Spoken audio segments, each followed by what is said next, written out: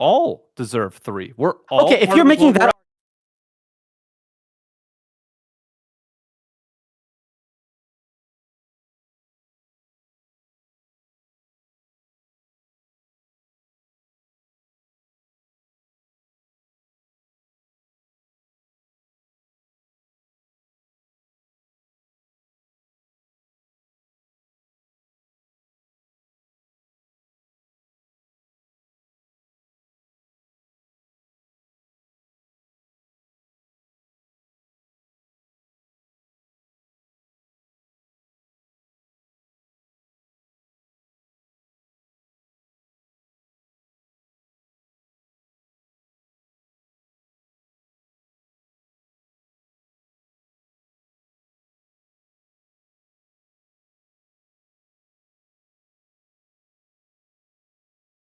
Hello and welcome to the LCS report / crossover podcast take 2.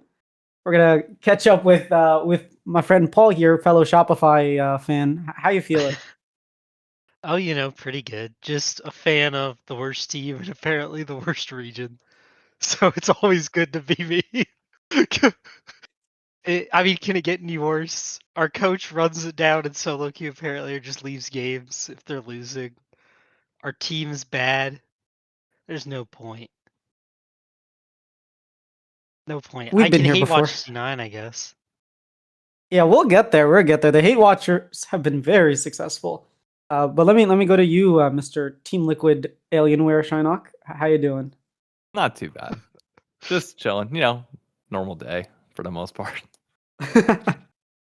Nothing exciting, right? I don't know. It's fun. I did bring cheesecake though. I haven't had a slice of this cheesecake since 100 Thieves left the LCS, and today felt like a good day to bring it back. So I don't know. I'm excited to shit talk C9, do what you couldn't do last week, and just have a fantastic time enjoying my cheesecake. I'm glad I didn't do it last week because this week was so much worse, man. If I went hard last week and then had to do it again this week, I'm too nice. But I know my fellow New Yorkers are not that nice, so glad you're here. We're hard on the outside, nice on the inside. We would be the ones to lift the stroller up the stairs for you, but be mean to your face. Everybody else would be mean to your face and then vote against your rights. So, take that for what you will. How you doing, Warren? You hanging in there?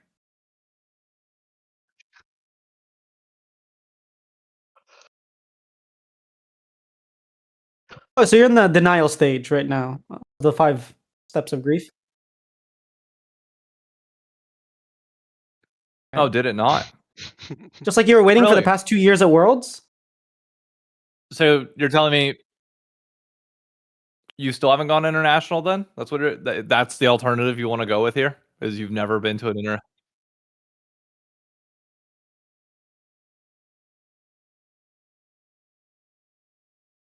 I mean, the last time Cloud9 and Shopify played, we beat you guys, so I don't know what you're talking about.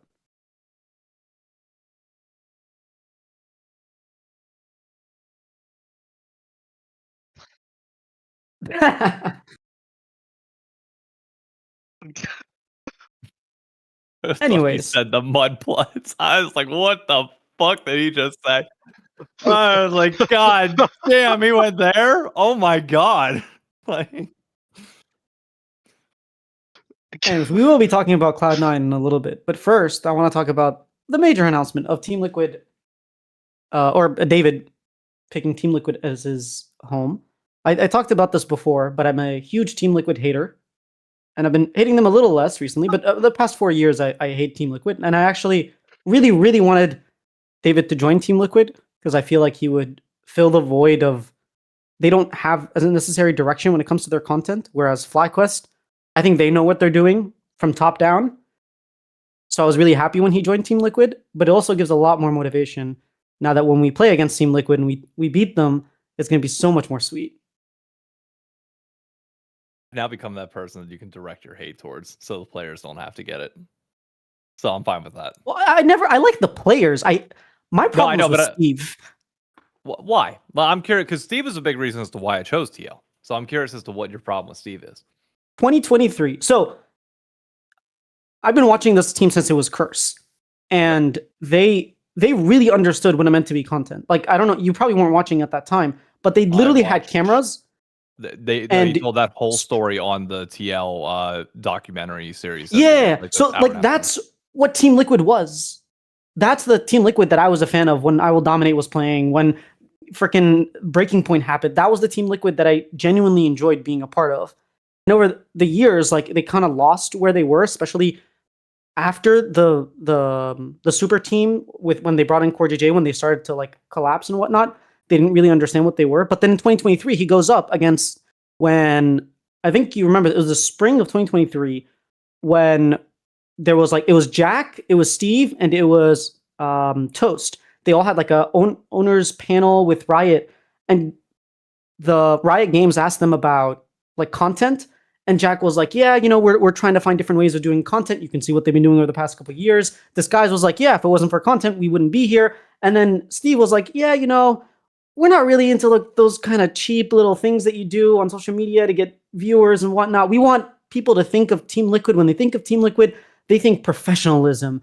And I was just like, dude, you were not this way 10 years ago. All of a sudden, franchising comes in, and now you're speaking like an actual CEO. Like, you lost touch with the fan base to the point that you think that giving us content is cheap, silly, and devoid of any value. I don't care if you're professional, dude. I don't care.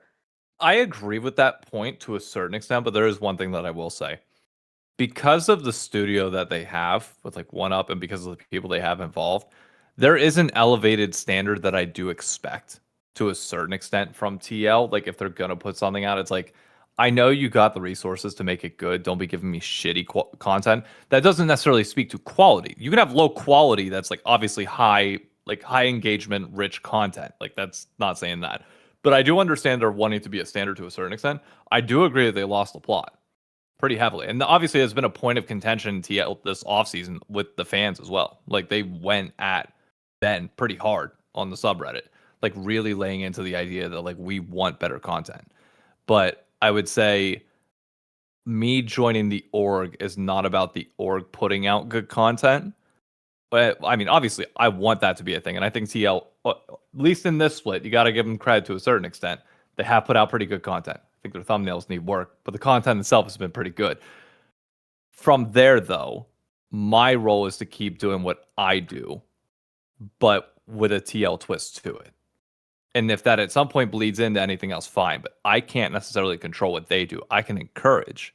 But like my job is to be a passionate fan that hopefully people can rally around and go from there. That is completely separate from the org-wide actions, especially whenever I ain't signed with them. I'm just a fan of them. If I'm signed to them, that's a different story. Then I have an obligation to help the org grow. I'm not. Until somebody hands a contract and puts a paycheck in my bank account, that's not my concern at the moment.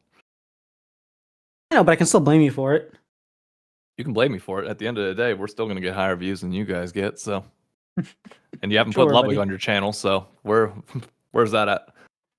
Well, actually, every time we have had Ludwig, we've outperformed you guys. So at least our opener, teaser, was the highest viewed teaser out of all the other teams. How much did Jose Dioto's video have? His announcement video alone?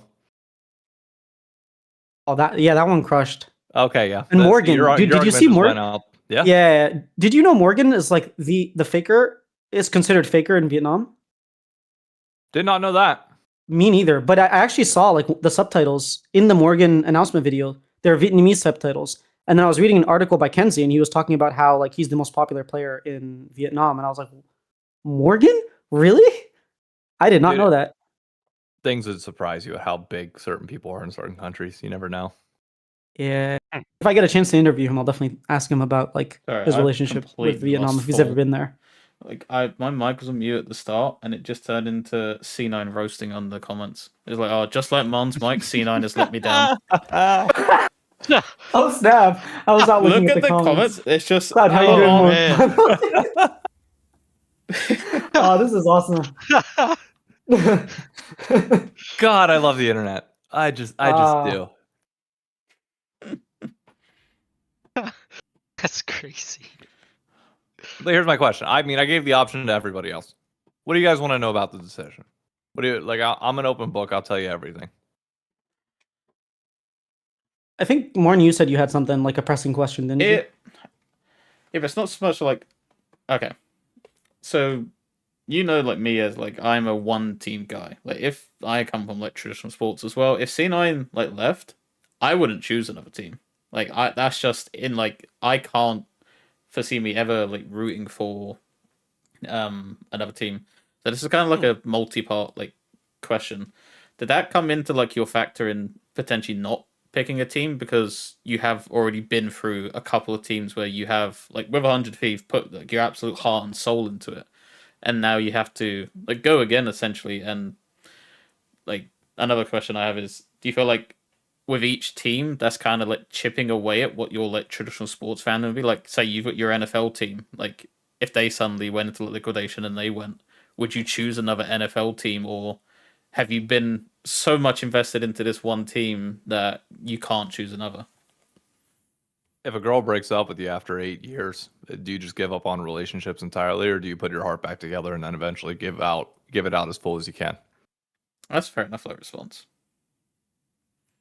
I mean, that's just the truth of the matter. Is like just because I've had 2 teams now, leave the league, and it helps that I've been through this before, so it's not as like painful. The first time when it happened, like it took a lot longer to get over. It took like right around 6-7 months, and thank God that didn't last this long. I was buying myself time till end of lock-in just in case it did take a little bit longer and I could delay it if I needed to. But this one came around a lot quicker, which was nice. But it's just one of those that like we all here know the feeling of like pulling for a team. And I enjoy League esports too much not to chase that feeling again. And I just want to make sure that feeling is in the right spot. Like obviously with every failed relationship, you learn something from it, what you want out of the next one. Not necessarily an overcorrection, but just like small tweaks that you want to the original thing that you were doing to try and make it your last. It's not about who's first at the end of the day. If it can be first and last, great. By all means, that's awesome. But like we're not all lucky to have that position in life. So I'm not gonna complain about getting the choice to start again and learn from the things that went wrong the first 2 times. Yeah. Did how 100 Thieves ended make it like a lot easier of a breakaway? Like say you just had like a terrible job and like even though it sucks that you're no longer in that like in work, you have that like sense of like you can exhale because you're finally out of like that thing.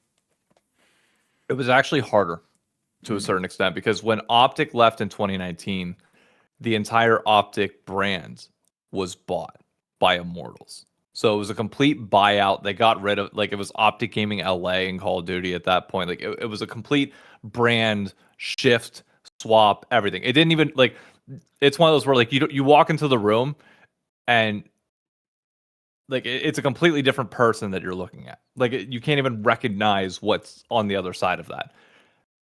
This time it's like, okay, 100 Thieves is still existing. They're doing a collaboration with fucking Chris Hemsworth, like live. It's like, okay, they're still here. They're still going. And that made it a little bit more bitter for a bit because it was like, okay, you guys are still here and you gave up on it like that. That took a little bit longer to get over than it did the first time around. That probably took until probably LCS games started, to be honest, to be able to like finally get over that side of things. What was the most surprising thing from people's responses to your announcement? Was there something that stood out?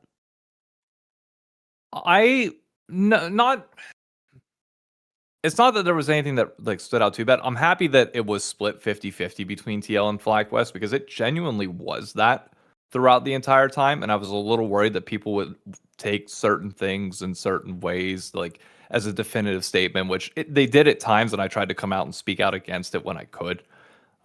So it did surprise me that I like was able to show that it genuinely was 50-50 for the most part. The other thing that surprised me was the amount, pseudo surprise, was the amount of people that said, I'm just telling you, like, I'm probably not going to be a TL fan, but I'm really invested in your journey and being like a fan of them.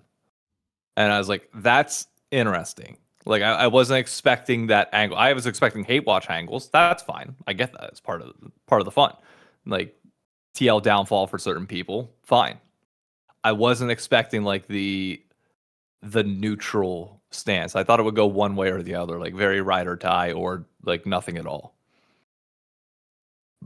That's really interesting. At least on the platforms that I was watching your stuff, it seemed more FlyQuest skewed than Team Liquid skewed. We went and counted the night before. It was 50-50. Really? Emily and I Wow. sat in bed at 3 a.m. and read through all the comments of who all said what. There were more FlyQuest comments in terms of number, but the amount of people liking the TL stuff was higher. So it offset itself pretty evenly. Yeah. That's fascinating. You have another question, Warren? And I was just gonna say, like, Paul, I know you were heavily like in this process. Is there anything like that you haven't asked like David that you'd be interested in, or? I guess just I'm still curious, how much did getting a chance to be a content creator for the org play in?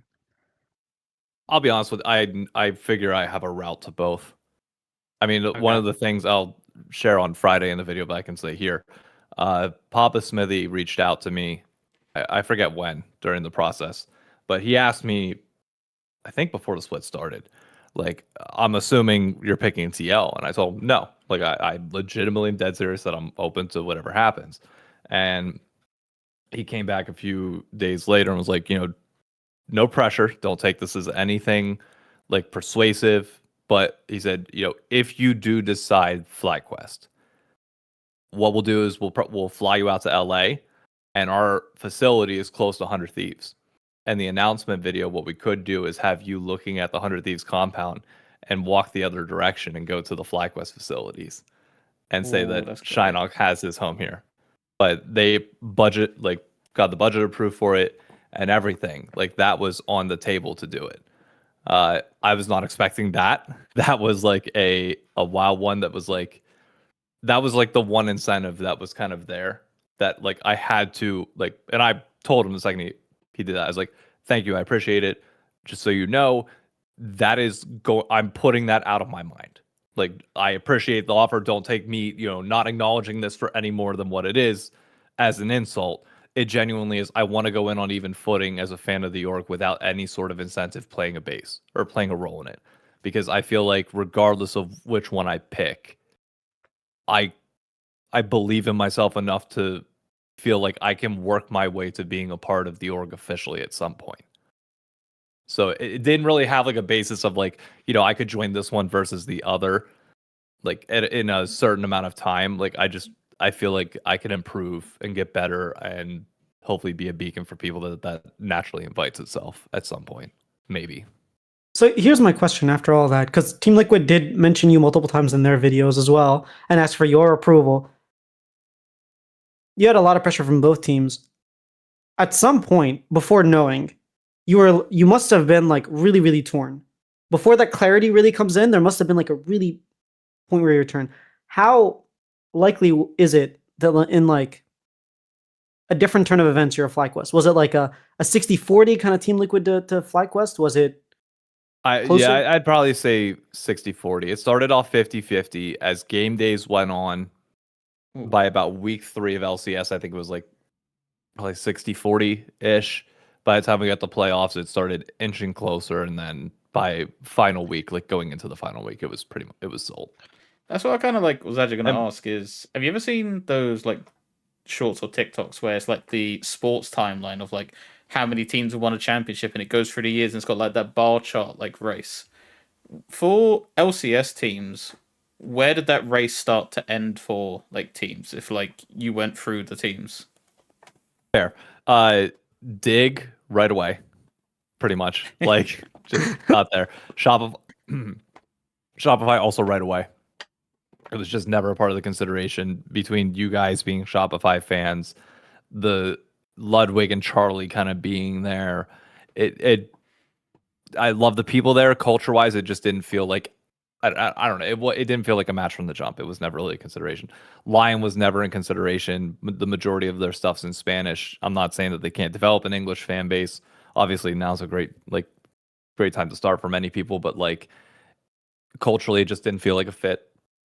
Simple as that. Trying to think who else am I missing here. I'm saving C9 for second to last. But besides them, Sentinels. Sentinels I was interested in early on. By about week 2, I was kind of out of it. Their on the rift stuff was nice. Golden Glue is obviously nice, but like the majority of the things that I'm looking at are org side, and I felt like I thought there would initially be a match because I do like Rob as like a character within the space. I like his professional background as well. It just never clicked for whatever reason. I don't know if I just couldn't buy into him or whatever it was. I don't know. It never fully connected. So they fell out probably about like week 2-ish. C9 was never really a possibility, but God, did they make one compelling of a case. And Nero was in my replies and in my Discord all the fucking time. The Danny, who's their videographer, I love her to death in the space. She reached out a few times about like different content collabs, like pitching possible things. It's like I like a lot of what C9 is doing as a brand. I just cannot, from a moral standpoint, consider it with legitimacy. Just can't. So technically never, but also like well late into the process. Like it kind of a mix. Yeah. The one last question I had is I'm forgetting the 100 Thieves VP that said this, but Jacob Toft Anderson. Whoever said you should only support C9 or TL. Did that thought ever come? I know, like, obviously C9 was out, but like the way I'm thinking long term is I do still genuinely believe that C9 or TL will still be around in years to come, and like I'm still unsure of any other org, even FlyQuest and Sentinels, that you're not going to be here past these teams. So like, did that ever like come into mind of like TL is in some ways a for sure bet? It did and it didn't. Like the way that it did is indirect in the sense that one of the deciding factors for me was how developed the kind of corporate culture of TL is. And with doing this a third time, I've seen a lot of the flaws of being very like kind of tech bro startup level of things. And there's inherent risk with that, but also there's a cultural shift that I really do value. Obviously, I worked for Disney. Like I'm aware of like corporate culture and corporate America and like the flaws that brings, but also the positives that it can. And I was looking for something that had a little bit of that in it. And TL definitely, like it, realistically, TL is like the only one in the LCS that has that kind of feeling to them. Yeah. All right, we got to start flaming Cloud9. But before that, I have one last question for you. Give him a second here. You're good. Emily's just asking for my phone. All right. How different will 100 Thieves David be how different will be Team Liquid David than 100 Thieves David? Very similar. I'm not Really? changing my. You don't I'm feel not like the changing culture is- myself. No, not yourself, but I mean like Team Liquid, when you're a Team Liquid fan, when I think of Team Liquid fan, I think of like a very different archetype of a person. And when I think of 100 Thief fans, I think of a different archetype. Are you just going to try to like gym them together? Or? I'm going to be. Oh, go ahead, Paul. Oh, we already know you're going to be demanding just perma buying out best players all the time now. That's going to be the one difference. Now you're not with an org who's like, we're so broke, we can't buy anybody unless we develop them internally. Now you can actually and then bench them and ruin their career. Uh-oh. Possibly true. I mean, but now you're going to sit there with TL and be like, oh, we could actually buy the best people. And then somehow all the best people will go other places and you'll still just have core JJ. The funny part of that was Morgan replied to my my announcement thing, being like, "Welcome to the family." I said, pleasure," or at the end of it, he said, "Pleasure to meet you." I said, "Pleasure to meet you too, man. Don't look at my tweet history. Like, just don't. Like, save yourself the problem. Don't look at it. Like, it's not he good lost for to Doko. What you." more can you say? I know, but like, you don't need that on top of that. Like, you're fine. know. Like, just you keep doing you. I Did don't all the see players respond to you? Because I saw everyone. Core Core and JJ what's Core his just name? responded. Quid and Yawn. Yeah, Yawn. I said, "Dude, what do I gotta do to get you on Kaisa? I don't like, tell me what I gotta do. I'll make the fuck it happen. Like, please, I need to see you on anything but Jin for the rest of my fucking life ever again." Where was I even going with that? Jose responded. Oh, just about like personality and like whether it's gonna be different. Oh or not. yeah. No, honestly, I see myself go like, I have the same veracity with things in traditional sports, in esports, and beyond. Like, I'm bringing the same brash level of culture to my side of the fandom. That's not saying that TL fans need to be like that. And by all means, like, it's my version for a reason. Like, I know it's different than most other people. Like, that's been the whole like upbringing of all this from the jump. It's like, I know I act different than most in the space. That doesn't change just because the colors and the letters on the logo do. Like, all of that's still there. C9 fans are still going to want to absolutely kill me.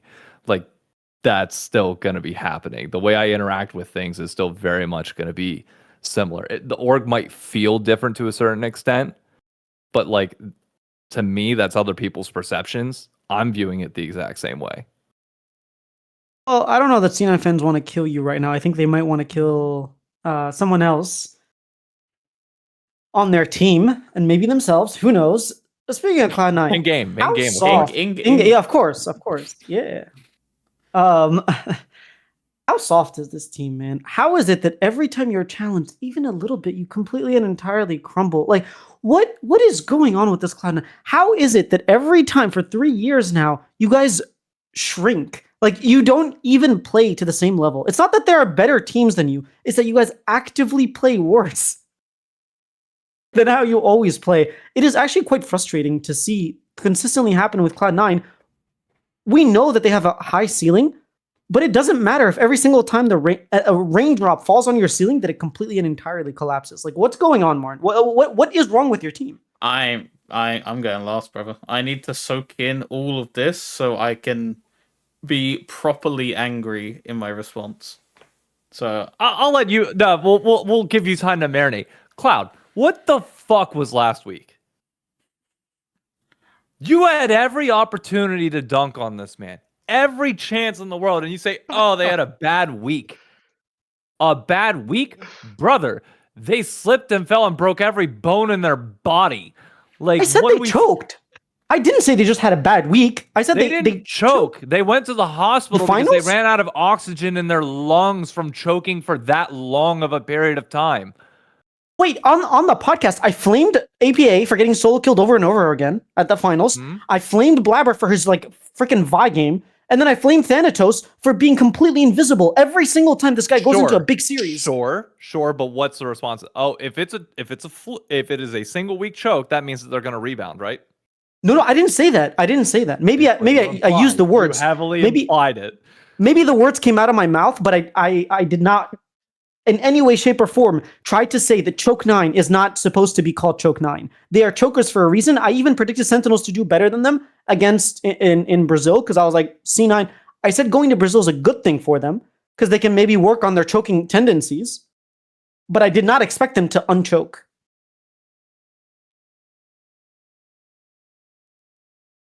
I respect that. I know a lot of people wanted you to dump on them harder.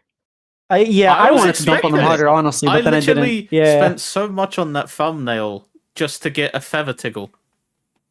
That's all I got. Yeah, I won't lie either, though. I wasn't dumping them. I wasn't going to dump on them very hard either. And I didn't really intend to until Dave started riling me up. But I think for us Shopify folk, this is a tough place to be. Like, it's hard for us to come out here and be like, man, those losers that got second place, what idiots. While we're sitting there like, we're just trying to win a game. Not a series, a game. Yeah, just a game. Like it's really hard. No, that's when hate watching is at its best. When you're like shamelessly hate watching, even if your team's in the mud. Like that's what being a sports fan Yeah. is. We've just lost some of our swagger. I mean, it's tough. It's Some? tough You when guys ever suck. had swagger? We did. We beat Cloud9. Come on, we beat 100 Thieves and Team Liquid. As Yeah, some swagger. 100 point Thieves that has out. proven, as Brazil has proven, beating C9 is no longer an accomplishment. I was about to say that. The Yes, more but we beat losses them when it have, was. The more losses we have, the worse your victory over us becomes. Yeah, but okay, the split before, we beat Team Liquid, we beat 100 Thieves. Like, it's not the only win we have, right? It's just the one I like to rub in to Martin's face. Yeah, I but the did- okay, problem I is did say you that- can't, like, it's like you're rubbing mud, but you're mixing it with water, okay? And at some point, it just becomes water. Like, it just all filters down through, and you're just rubbing skin. Like, now what? Like, now what are you rubbing in? Like, the thing that you're rubbing in is, like, it's gone. It's useless now. It's not like they lost is a our- final. It's not like they lost a final. Like, you beat them in an upper bracket best of 3. We had to take care of the fucking. It wasn't a job, best of 3, it was a best of 5. Sorry, an upper And they bracket picked best of us. 5 with a They lifeline. picked us over Team Liquid, who couldn't Oh, win a game. Come on. Congrats. The bully or the captain in the playground picked the one tall kid that didn't realize he was uncoordinated when he picked the tall kid. Like, shit happens. Like, I'm sorry. Nah, if you eliminated them, fine, different story. But I saw how you ended that playoffs, and nah, I can't give you credit for that one. This has turned into a shop. Don't make it- I know. This is an equal opportunity roast. There is nobody that's not open to anything. I mean, I will say, it's tough. Like watching C9 get smacked by Brazil. It's also tougher to sit there and like be laughing as hard as I want to be because I'm also like, holy cow, like we're pretty bad. And I mean, Sentinel's maybe lost to Brazil is this. getting so much better. Yeah, No, but here's the thing. There's one thing to be bad. There's another thing to actually be good and then shit the bed so hard every time a little bit of pressure comes your way to be so soft. This Like, is look, beyond Blabber's a small guy. This is He's beyond relatively pressure. short. He's This relatively. team's in free Yeah, fall. this was no pressure this weekend. Like, they had none. I promise you. A gust of wind, man. It's like No, but winter they're- in Brazil. A they gust of are- wind came your way. And There was no pressure coming For into summer, this. Their okay. attitude is they didn't give a flying fuck. and did it's- the crowd it's so- really affect them that much? Like I know No. it's a I don't. good crowd, but that'd be wild that they can't handle that as a veteran team. I don't think it's about the crowd. I think the idea was like, oh, we choked in the finals and now we're traveling. We're tired. We had this happen last year when we played against a Brazilian team, EWC afterwards. We have to, you lose game 1. Literally, like, here's the thing. It's not like they were playing bad game 1. Game 1 was actually like, or no, game 1 was the stomp. Game 2 was the one where like they tried to come back and then they lost. But it's one thing when Cloud9 starts losing, they can't stop. That's the problem with this team. Like, they were up 6,000 golds 12 minutes into the game 3 against Furia. You tell me Cloud9 can't win that game against any other team? Dude, if Cloud9 wasn't in their slump, if they weren't choking again, they win that game 10 times out of 10. But for some reason, when they're choking, you can give them an 8,000 gold lead at 20 minutes. They still will lose. This is gonna sound silly. This wasn't a choke. This was like you saw in every single game we're playing abysmal. I saw the Brazilian creator saying to our Sentinels series, this was one of the worst series I've seen, and and the Brazilian team's not even playing in it. Like, that series was abysmal from game quality. I was ashamed winning that game. Like, that series even. Like, I wouldn't even say this is choking because we are in actual disarray. This is what we look like when the summer collapse has happened. Like, the same excuses are popping up, like about practice. No. I'm not giving you that. Literally 2 weeks ago, you were playing better than this. It's not like it's an entire split or a year later. No. 2 weeks ago, you guys were cleaner. You guys were finishing leads. Like, dude, how many times are you guys going to throw I'm a going big to lead? dispute that.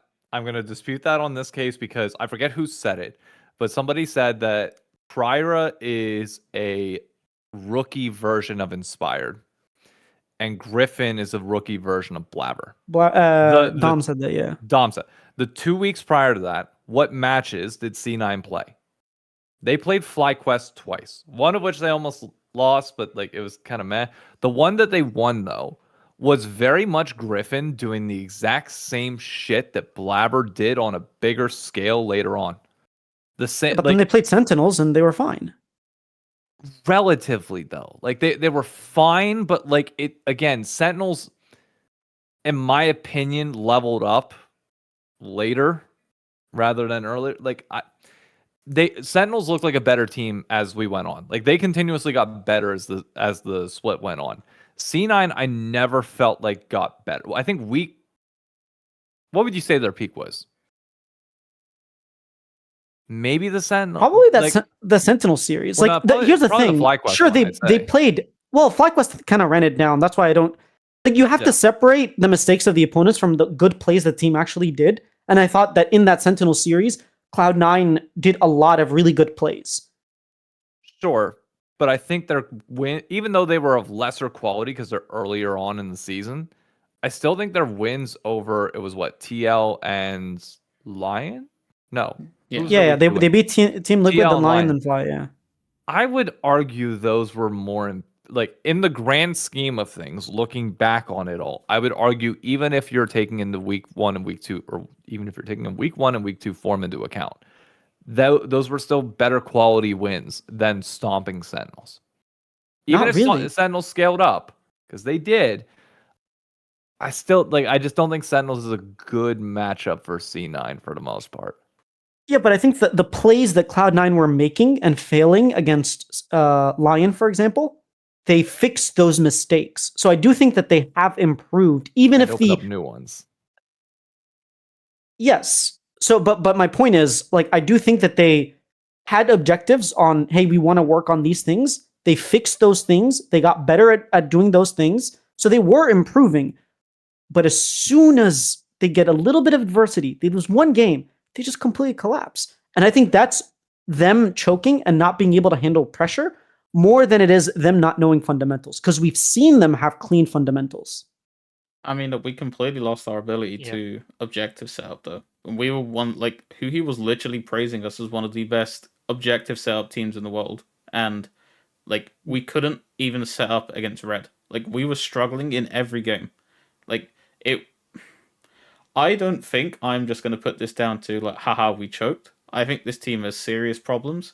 I'm hearing the same excuses I was hearing in 2020. That we start strong, we have a good early read on the meta, and as it progresses, we don't play new champions to like iron out our pool. We just stick with the same crap, and then teams figure us out. Like if you play from week 1 to week 5, teams are going to figure you out by week 5, and they know exactly how you're going to path. Look at both Brazilian teams. They knew if you throw Blabber off his game from level 1 to 3, the game's completely fucked for him. And what did they do? They early invaded each time. And like it took to the last game of the Fury game that Blabber actually decided, okay, I need to change something up, and I'm gonna start chain ganking mid. So it took 7 games, and if you go to the Line series, for him to actually realize, okay, I need to do something different when a jungler's trying to invade me, because he just kept trying like it. The same mistakes were happening over and over again, and that's not a choking thing.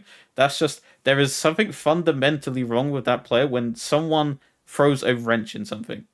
And that's for me. Do you and think I'm gonna when they played against Damwon, he didn't get invaded? Kenyon wasn't invading him. You think Peanut wasn't invading him over and over? Like he's experienced this but stuff this is before. not 2021. Remember Smithy anymore. in 2019 against IG, dude. Remember Smithy against IG in 2021 when they beat IG? He literally went 4 minutes without getting a single camp because he was invaded, and they won that game because he stayed stable. He was playing Sejuani. He was very patient, and he was able to win that game. He had resilience. If that happens to Blabber, he starts running it down. I think that's because this position for him is untenable. I still think he's the second best jungler in the league, but he's not going to win anything until he changes teams. Like, I think his position on C9 is untenable. You think he's gone by the end of the year, or maybe even before? If I had the choice, I would remove 2 players tomorrow. Ooh, name them. Two Blabber and players. Sven. 4. If DSG are not going to willing to give us players now, this is what I would do, because I do agree with yours. I would do a buy to loan, and that you buy the players, but you loan them back to DSG and then for your 27 season that you have your future secured with 2 of the best upcoming NA talents. Riot would reject that. So I know Yeah, I they was about would. to say, I know they Riot would be like, But oh, hell no. That would be so smart because that's what happens. And like, I'm taking this. From Also, with professional what sport. money? With what money you guys are going to do that? We don't have money. Like we are in. Well, my hope was that you were using the money saved from the COD team to do that. Can I come in? Yeah, you can come in Oh real quick. my. I wanted to give you these as a surprise for your thing today. Oh, thank you. Aw. She got me mini cupcakes. Those are his Aw, favorite. thank you, He loves Lee. vanilla cupcakes. As you can see, there are 2 missing. These are vegan vanilla cupcakes. One of my friends from work is vegan, and so she asked if she could steal a couple. But you're not gonna eat all of them anyway, so No. I was like, yeah, I won't eat all of them. But I did want to show you. You are the top comment on the Team Liquid subreddit right now. By I'm the way, like unsung hero. That's so funny. Yeah, I've been calling from the start. I was like, Liquid Chinook. I got you cupcakes to celebrate your big day, even though you just ate a Thank big you. piece of cheesecake. it's my cheat day. Thank you. Love you. Sorry, didn't mean to get off track. No, Yep. you're good. I know Riot would reject that so hard. I just think that's like such a smart move because you could pay less money. DSG will agree to that because they get to keep their players and make money at the same time. Like they're gonna get like money now. And for C9, yes, you stick with the roster that's currently not working, but you also secure your future. You know what I else do you could have think done to that's secure your why. future, which you got a bunch of players from? You could have had an academy team. Oh, wait, you guys went to Riot and wanted to get rid of it. Oh, I that forgot about sucks. Oh, man. Yeah, Yeah. Shit. yeah. Huh. All right. Don't go down that route when there is no other team in the LCS that has a fucking academy team. Relax, brother. I'm coming Well, on. Yeah, I think that's a whole other That's a topic. I don't different- actually that's blame a- that's Cloud9 a- for not being able to afford. That's Yeah, a can of their worms. academy team. The stay wasn't too good.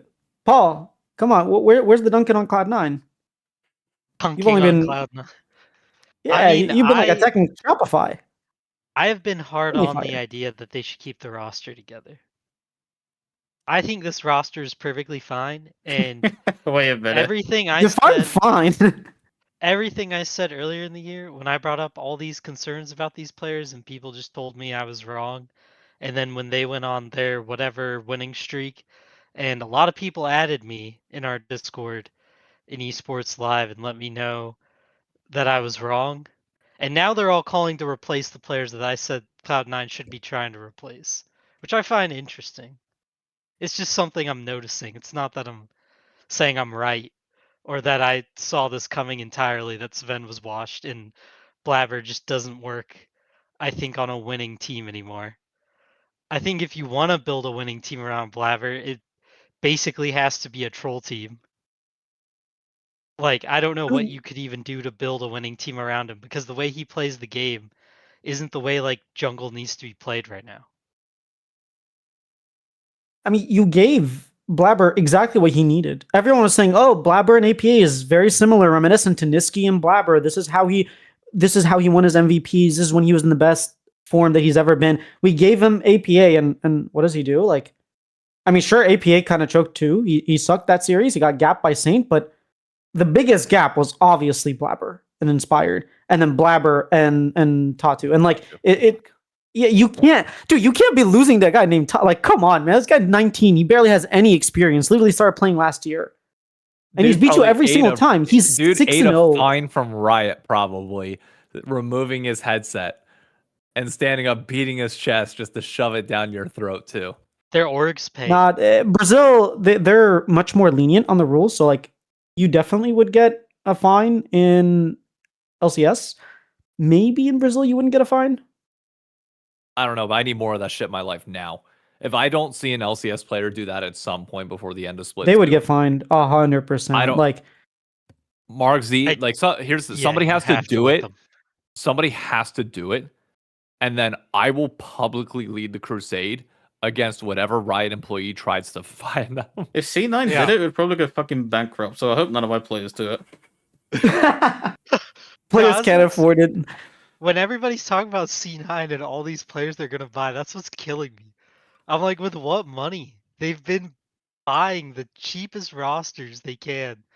They don't change things when you would expect them to. Like, if this was old C9 and Bring in Inspired was perks. available, I think they would have brought him in a lot quicker. Like, everybody keeps going, oh, C9 sticks with their franchise guys. And I'm like, yes and no. C9 did not have a problem telling their players back in the day, your time has come. We literally They benched cut him now- before. Jensen, Yeah, they Sneaky, and benched Smoothie everybody. for, do you know what? It was scrim culture and bad attitude. Yep. So, but now we have bad scrim High for culture and bad Incarnation. attitude, but our players get rewarded with multi-year contracts. No, you let Yeah, it go on high- for so long that you let your best player slam his head against a wall. That's rewarding scrim culture and bad habits. All right. And he would rather Yeah. go play on the 10th place LCK team than play for us. And then come back and beat your ass in finals. That's for the wall. That is crazy. Like, that was nuts to me. That people thought Berserker was going to come back and not be as good. Like, I get your idea. Some people were trying to say, oh, well, Isles might hold him back. But it's like, bro, he was playing with Sven when Sven was trying to figure out the role of support and dominating people. Like, you're telling me he can't play with a guy who's actually played the support role for a little bit, even if he hasn't shown to be great at it? Like, who has Isles even played with the ADC? Tomo. A Berserker for like a couple weeks. No, Berserker. Yeah, everybody will say Berserker, but Tomo's the only other one. Bro, nobody looks good. He played with Tomo. Sven, obviously. Yeah, and he played with Sven. Sven's making Vulcan look bad. Who Like, would have come on thought? now. Like, now the tides have turned that people feel bad for Vulcan. I feel bad I've for been Vulcan. Yeah, he's it's been my crazy. number one ranked support for a I- while, and people are I've- giving me shit for that. I feel bad It's for Vulcan. I don't crazy. I think will America's say, Cup was his problem, like his fault at all. Vulcan's been on a lot of teams that turned down, and Khan gets a lot of hate for saying that. But low-key, Vulcan's been a part of some huge blow-ups. He was part of the FlyQuest that had Prince and completely and entirely collapsed. Didn't even make it to playoffs in the second split after finishing third. He was also part of the. I won't blame him for the EG that second roster, but he was part of the Cloud9 that choked 3 years in a row now. 24, 25, and now 26. Yeah. And remember that FlyQuest roster, like, pretty much everybody was like, oh, this roster's garbage. And then we watch Impact move on and do what? Was that right after he has the MVP? year? That was his. His MVP split came right after he left Where FlyQuest. Yeah. I will defend Yeah. Vulcan is if we actually watched the America's Cup, he was playing like as best as he could. Like he was like I don't know.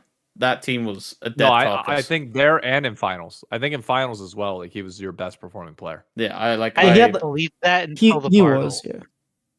Yeah, he had a few, not just the Bartle. Like this guy kept getting caught by Poppy flash stuns. He wasn't flashing them. He flashed it once, and then every other time he just doesn't flash it. And then even in the voice comes like, "My bad, Yeah. my bad." It's like, come on, you're a professional player. How many times are you gonna get flash Poppy stunned? It's not like freaking Malphite ult. It's Poppy E. Come on, like Yeah. that was a little frustrating to watch. So I do understand a little bit of the hate on him, but I do think he's been the best support this year. Like, Oh, without a doubt. Because like, I don't think I'm willing to put Isles up there above him. Like, no. Isles had despite his one flaws, one game. Yeah. yeah. So Isles Yeah, isn't up outperformed there. Core definitely not up there. Like Core had a lackluster split. who he. I would who he and him are, I think, are 1-2 right now. He in has terms of- really high highs and really low lows. Like Vulcan Yep. doesn't have those lows. The one thing I would say that I think if you plonked Vulcan on this line roster, I think it looks just the same, if not even a little bit better. Like I think he'll be able to listen to Inspired and what he would want to do. Because I think the one thing he has done, he has started to try and expand a little bit, and that was like a He's big, also won with Inspired before, so yeah. It's true. But then I really I would love to. It's a bit of a tangent, but I'd love to have seen Thanatos with Inspired, like the wonders he could do with that guy. Because I think don't he's know.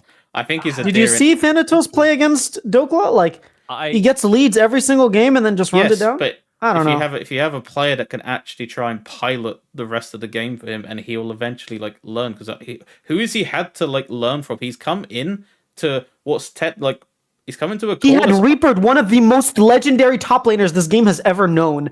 Don't give me that. Don't give me that, dude. You He had mean the Reaper. continuous choke artist who's also choking on KC? I think it's hard, bro. Choking. He went 5 games against G2. Okay, do not compare Cloud9 choking with KC. Okay, come on. I mean, G2, 100 fees, there ain't much of a difference. Yeah, you are right, actually. Like, Yeah. the KC roster, they only have that rookie second-year ADC. We don't really have those, like, awesome vets that are 8 years in and completely washed. If we had that, That was feel a up lot to better Reaper about for my keeping these. choking. That was up to Reaper for keeping these vets. Like, KC actually has a ceiling. What's C9's ceiling? The airplane rides, that's about it. Losing to Furia 3-0, I Going think. to another That's probably the ceiling. Korean boot camp, that's Cloud9's Well, ceiling. they weren't able to win the Korean boot camp, so Hey, Oh, they'll we pay could. for another They'll one. still go. Alright. We still have Okay. one seed that goes. They'll Okay. probably finish 3rd. They'll go to the boot camp. They'll talk about how they completely dominated scrims, just like last year. They were actually beating T1. Did you know that? Last year, they were beating T1. Then they're going to go to another tournament, and they're going to choke again. We're not going to see them play international. It's the same thing. Do you know what? We should follow the Sentinels angle, because if you followed that, it's not that bad. They put in their tweet, top 3 LCS, top 3 America's Cup, even though there's only 4 teams in America's Cup. So we're going to say finals in LCS, then finals in America's Cup, so everything looks all rosy. That's a good idea. It's actually smart. Not my fault. You guys are bad at messaging. Yeah, what was the second stage after denial? Isn't it like negotiation or something like that? Like you tried to pervert reality, you need like money that. and You power to be able to Did negotiate. Sen They really have do none. that, though? Yes, they I did. tried to negotiate Oh, in man, Discord, bro. and I got slammed down. I think you might have broken a direct rule as well in your attempt to negotiate. yeah. Why and don't you talk about that? I admitted the crime to the police the immediate I sent the message. Congrats! Yeah. I murdered somebody. Therefore, I deserve leverage in negotiation because I admitted that I murdered somebody. Well, Nice. That. Watch how that defense holds up in court. well, that's what you get for. I get your point. I'm not saying you're wrong on the point that you're making. I'm just saying you ran over somebody on your way to making. I respectfully. No, he saw definitely red. was wrong. He was completely out of place to say that. Come on. It's the beginning of the year. The team is like still trying to figure it out. And you're like going off, not even on the team, not even on the coaches, not even on the GM. You're going at the owner's neck. Like, come on. If you look at our organization, then you would understand. Go and ask any C9 fan and tell you if everything's all rosy because we made an LCS finals. It's not. We are consistently lowering. You told me that literally before when you reached finals, and I said if you guys lose finals, you said, "Hey, look, to me that's like good enough as of right now. We've pushed off the choke 9." I said you literally told me that. but I said it's the manner in which we lose will determine my happiness. If we lost a close best of 5, I can accept that. Look what happened in that finals. That was disgraceful. And then look what happened at America's Cup. That's compounded with everything that's going on in the org. The other thing I will say is to anybody that says, "Oh, it's early in the year," C9 is the one roster that does not get that leeway. They're the only roster that does not get to use that argument. You have been together as a majority squad for over a year now. You have had the most time of any of these rosters in terms of time together in international competition. Kespa Cup was last year. You had a chance. You had the boot camp over there. Like, they've had so much fucking time together that I'm sorry, it's enough for me to say you have the scrim data and you have beyond. No, it's not acceptable. Like, they're the one team that I'm willing to say that for. Them and Shopify. But Shopify also had visa issues with Zenny coming in. So you therefore don't have like you have the weeks missing, whereas C9 did not. So like, I'm sorry, like they don't get that. I'm not saying we shouldn't be mad at Cloud9, but it's like I don't think you at the owner of the team. I think that's something you go to the GM. Yeah, you go to the GM, the coaches. Like, you are calling for Reaper's head, right? And I think that's a very reasonable place for you to let out your frustration. I think for this roster, you probably go to the GM, C9 David. He's like, hey, you kept this roster. You did this. They choke. They keep choking. You keep putting faith in this roster. Clearly, the faith is misplaced. I just don't think like you. I am. Like, you go to Jack okay, personally. I'm not advocating for breaking any rules, but I will 100% stand on business that this org is in a dire state, and people are trying to put plasters over it and say everything's fine. We made LCS finals, and like no, like this is not just we lost an LCS finals. Like I'm not atting Jack because we lost the finals. Like I'm atting Jack for incompetence across the board in every department of this organization for the last like 3 years. In 2021, we had one of the best CSGO rosters. We had one of the best Overwatch rosters. We had one of the best Valorant rosters. We were winning LCS. What are we now? Like, what are we now? You are the butt of a joke that because you won a series against the Paris Gentlemates in the Call of Duty League, all the people that made a promise on Reddit to buy the C9 no, and it's not skin even pack just had that. to buy it just because. It's the roster construction as well. I'm not upset if we don't have money, but you need to have a better plan than what these rosters are. Look at like a very quick tangent. Call of Duty, people like I had like the coach even said in our Discord chat, like in the C9 Discord, that like this was the plan. No, it fucking wasn't. Like, and you don't just promote for this. Like, they're the equivalent of like tier 3. There wasn't even tier 2 that we've brought up. And to put this into context for you guys that don't watch Call of Duty, the 4 guys that they brought up finished the equivalent of 9th in the NACL, the split prior. Ooh, so we're not even bringing up an LG. that's like Niles level of bringing in Niles and an iconic. Because 1 through 8 in the NACL refused to sign with you. Yeah. Okay, that's even worse than Niles and iconic. Yeah, no, dude, it's bad. It's bad. And in Valorant, the fans are I agree with. The fans are at a boiling point with this organization. So it's not just like frustrations from League; it's frustrations from other departments. It's a combination. So here's my question: you were talking about how C9 and Team Liquid are the only 2 teams you see like truly staying in the LCS, but the way you're talking, I don't know if C9's a guarantee. Jack will find it. Like I'm convinced Jack will find some. Sorry, was that?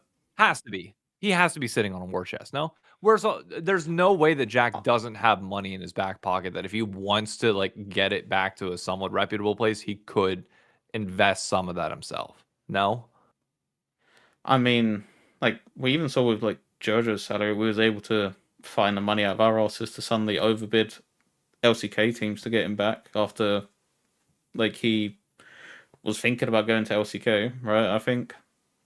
And I don't think our League and Valorant salaries are anywhere like middle tier. I do think they're pretty decent. But each like team has their problems. League, I think you're holding on to players for too long. It's more expensive to replace Blabber with someone worse than to just keep Blabber and then hoping that, because he does have high highs, that you can get to an international with him. I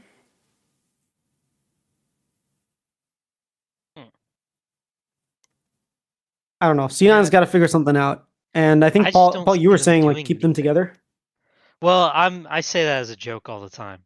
I think it's funny to tell C9 fans you should keep the roster together, but I mean, really though, I don't see what they can do. I mean, economically speaking, in the League space, everybody wants to say it's obvious what C9 is going to do. No, that they're just going to go buy these teams and these players and all this, but that's just not the case. Like that doesn't make any sense. Sorry, if they were going to go buy what? Oh, no, sorry, you go on. I was reading the chat. I want to make a point after this. How do you say his name again? Is it Sujed? No, Sujed. Yeah, Sujed. Yeah. Sujed, they're not going to go buy him. They're not going to go buy DSG's jungler because that just actually doesn't work right now economically for them. Like they'll wait till the end of the year when DSG either loses or stays in and cuts all their players again because they have to. And they'll see if they can win a bidding war because it's going to be probably cheaper, but in reality, not, because I'm sure somebody will have VC money. And I don't think they have to bid. Like I feel like if I'm Sajed, I will choose Cloud9 over who else could possibly be. Like Sentinels might want him. Shopify might want. Like I feel like Cloud9 has If enough. Yawn continues to have money. a bad year, I could see TL going after him. Okay, if it's between Team Liquid and Cloud9, then maybe it's a bidding war. Yeah. but Can it's I money. I mean, that's- respond to yeah. something At the end from of- chat? Sorry, you go and Paul. You end. Yeah. Oh, I was just saying, even though people are going to be like, oh, a player's going to go to C9 because they're C9, I don't think these orgs have that weight anymore for these dudes. When you're talking about trying to go from 70-ish to maybe, let's say C9 wants to pay him 110, but another org offers him 150. That's significant. These aren't like taking small discounts anymore. These are very large percentage discounts to Yeah. play for an org that might, when you could go to another one who has VC to still burn, essentially. So, I'm a big fan of this person and their content to go and watch them. Haruji Bunny is saying, if everyone is Doomer, it doesn't make people want to bust out their wallets. If an owner does not want to bust out their wallets because the fans are complaining, then get the fuck out. Like, I think she means more about like the esports winter and whatnot. we can't be using that anymore. Look at all the other orgs. Like, yes, we're a legacy org, so I understand it is harder than some of these other orgs to like fund yourself. I understand that. But there's got to be a better plan than what we've got now. And there's no communication either. Because I'm pretty sure on our website it says one of the leading organizations in esports in what? Like, That is one of your problems, actually. Like, when was the last time your GM made a statement about anything? Like, look at Fnatic, which is a team that a lot of people compare Cloud9 to. Like, they're having this similar arc. Look at how often their head coach is coming out and talking That's about their what I wanted problems to and say. saying like what he needs to do. like Not even head coach. When's the last time you saw Jack in an interview? he made one on COD, and it wasn't even a Yeah. video one. It was like a PR piece, basically. But the point I wanted to make in response to Haruji Bunny's thing is that you need ambitious owners. I don't think we're ambitious. We don't talk like we're ambitious. I don't know what game it was in, but I saw like Envy saying like our performances are unacceptable. We're gonna do this, this, and this, and this is the. You need to sell your fans on the project and like what you're going to do. What do we sell to our fans? The only thing that really annoys me in some ways is we have excellent content. So like they're being let down by the rest. I don't know. The thing I would say, and I was having a conversation about this the other week, or not even, I think earlier this week. The pattern that I don't want to see you guys fall into, and the pattern that I think might happen, is everybody is going to start writing off what you guys do in the regular season for next split. You could come out and go undefeated, 8-0, and people are just still going to look at you saying, until you get the job done at the end, does it really matter? And that's going to be entirely fair. And the org's response to that can be one of twofold. You either shut your mouth entirely and wait until you finally get it done, which cuts off communication, cuts off fan engagement as much. Numbers will start dipping in content, or you keep pumping out content. Numbers will still dip, but you tackle it head on and you address it and you call people out. Like, you have to be aggressive, in my opinion, on the org front of being like, hey, yeah, we're not performing right now. I get why you might not like want to watch something because you think that we're just going to choke at the end and you don't have faith in the players, but we're still going to do it anyways. Why? Because we're committed to giving the fans content and giving the fans this. If you don't believe in us, fine. But guess what? Shut your mouth. Like, you have to, you don't have to be as aggressive as I just said it, but you have to come out and actively still push through all of that shit to give people something so that they can latch onto it. Not just wait until you get back to the top and be like, hey, we're finally good again. Time to start this back up. There wasn't it's a like, single that is the tweet from Jack in the LCS finals or America's Cup. There wasn't. Like, the most communication we have is from our coaches saying sorry. And it's like, the coaches and the players shouldn't be saying sorry. It should be management. Well, coaches to some degree, like, I respect them coming out. And, like, I think if you have a consistent coach, then it is on the coach. But when it's a situation where it's happened with Mithy, you fired Mithy. You brought in Reapered, you fired Reapered. You brought in High, right? High left. We never really got too much of that. And then you brought in Inero, and then you fired Reapered. Inero's head coach. Now you bring in Dom. Like, the coaching has changed a lot. This is the over first the past time, 2.5 years. Like, the annoying thing is, I think this coaching setup is the best we've had in a long time. Like, when we had Reaper under Jojo, we actually didn't have an assistant coach. It was just Reaper doing it all by himself. Like, that tells you, like, everything we need to know about the state of the org then. And, like, we have one more coach now. I don't know how much value Veigar actually brings. Like, we don't. Players say that they. Oh, that's right. I forgot about Veigar. Like, players say, like, they do learn, but, like, I don't see the learnings on. Like, I don't see the learnings on the Rift. Can I do a very quick game with you all? Like, kick or keep, and just go through the lineup and, like, for spring. Oh. All right, top lane. Whoever wants to Like, start can. Kick or keep a specific player, or just like all five? I'm gonna go along the list. Like, would you keep or kick them? Oh, okay. All right, let's do it. Thanatos. Keep. Yeah. Blabber. Kick. Keep. Why would you keep him? Wait, you have the answer. I already said. You have to answer No, he already said which two players. Okay. He would kick. So You say kick. I think you give Dom a little bit more time to work with him.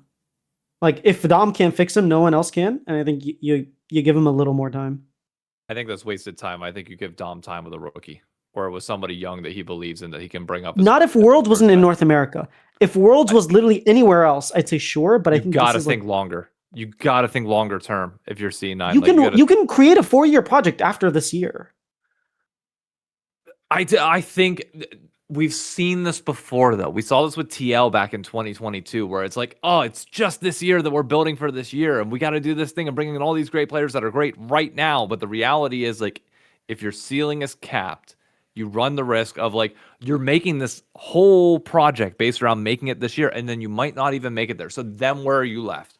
Then if they don't make it, they didn't even get there whenever your whole year was designed around that, and you could have been building towards the next thing. You got my argument for that 3 years out is that it was a 2-year project for Cloud9, right? They started last year, and this is a continuation of the project. Team Liquid, they're like, oh, 1-year project. This is the year, which I disagree with. Right. There was some level of foresight here. If it's a 2-year project and you have a threshold of money that you can lose and you're projected to lose each quarter, but that speeds up, you have to be willing to pull the trigger early.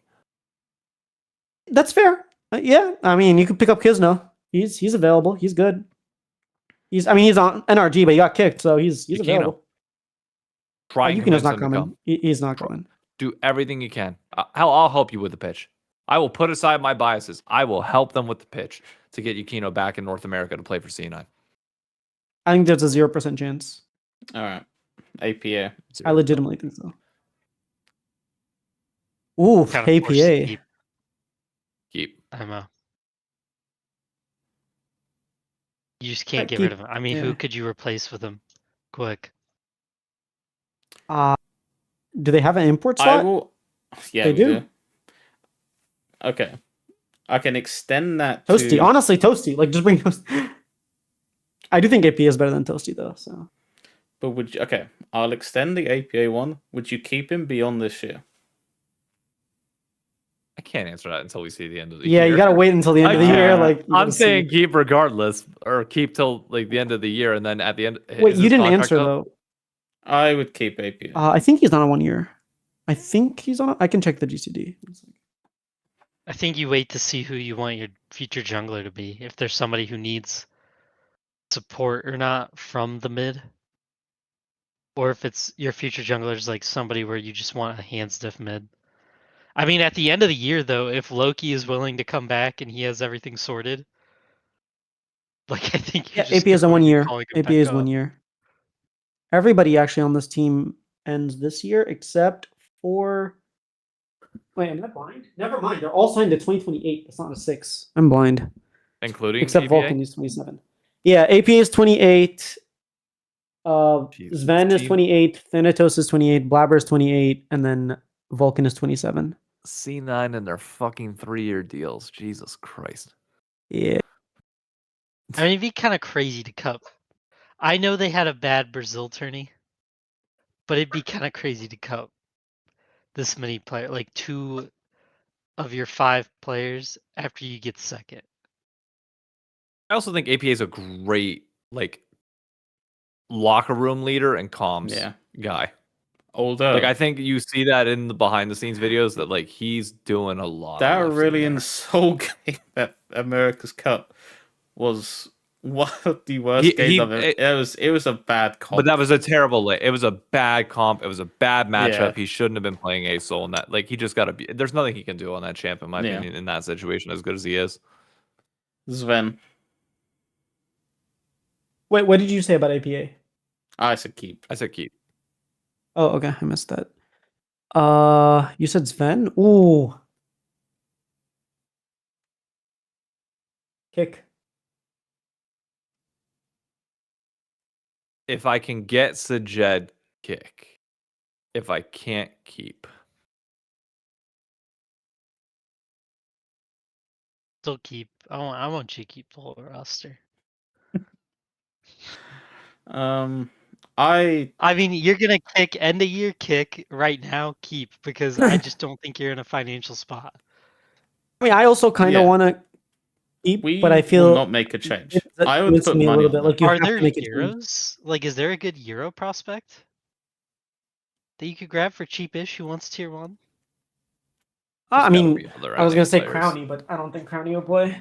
No, there's got to be. You don't want NA Crowny either. Not after ADCs. this Twitter stuff. Yeah, it's just like streaming stuff. I don't think it. Like he's a professional. No, You but get I him on mean, a team, he's he'll like play. he's known to have bad, like, or be argumentative and have bad mental. I don't think he would help you guys very. Or He's good friends with C9 Dom. He'll figure it out. My thing with Sven is that okay, he's looked better. He hasn't really been great since spring finals last year, which is a problem. He never wins the games. Like you know how Berserker sometimes will like E in or flash in, or Sajed literally flashing in on Sivir, getting those like kills. He hasn't done that since, like you Do you said, know last what year. it reminds me of? Do you remember the summer 2019 finals where it felt like Sneaky, so like a sports metaphor, was on his last legs? It looked like he was pushing himself, like you know, like the Lightning McQueen, like he was like really, really pushing it, and he like fell over. It felt like Sneaky was playing these like hyper carries and going like all in to like prove to everyone that he's still got it. And for that one series, yeah, he was pretty good. It feels like Sven is really trying to like be someone he's not. Like he could play Ashe completely fine. Where the fuck was Ashe? That's something that I've noticed. Like why are we putting ADC or like marksman mains in this league on champions that they just don't inherently seem fit for playstyle wise? Like Sven, like I like the smolder pick from him. The sit back, scale, do damage. Like I don't like the hyper aggressive champions on him, like the Callista. Yawn. I want way more hyper aggressive champions from him, and then we're getting like the Ezreal, the like Jhin. Like I don't understand. Like why are we not playing this? Why are we not playing the player strengths? To me, like I get meta, but like at the same time, like you can also make your own meta based on what you are really good at. No, like that used to be League of Legends back in the day. I know he didn't push the lane hard enough, but I actually really liked the Mel pick. I thought that I can see that. But yeah, Melon to Ashe Seraphine was really smart actually. Well, that's the thing. Lion even said in that series that they were actually worried when seeing these shots. They're like, oh, they've actually figured us out. but then we just played like dog shit, and it didn't matter. Yeah, that game 3 was complete. Even Reignover was like, when we saw that game, we were like, we completely lost in draft. It's like an auto loss, and then we won that game. We're like, dude, we won this finals. This is so easy. Yeah, you guys threw that so hard. I mean, Blabber on that Vi. My God, man. Like, oof. Don't get us started again. But the thing is, I would rather see Sven be playing like the Ashe, the Jhin, the Smolder. Like, put him on those champions. Like, he played Kai'Sa this entire thing, and Kai'Sa's Omega broken.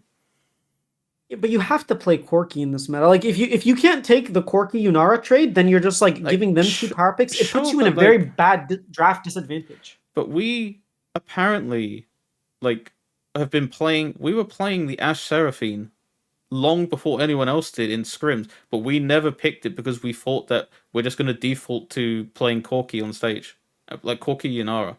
Like, that's a fundamental. We'll get onto first thing because we've actually gone way over the C9 talk, but like that's a big problem that I don't think we're going to fix, is that we identify these picks, but we're too scared to play them on stage until it's too late.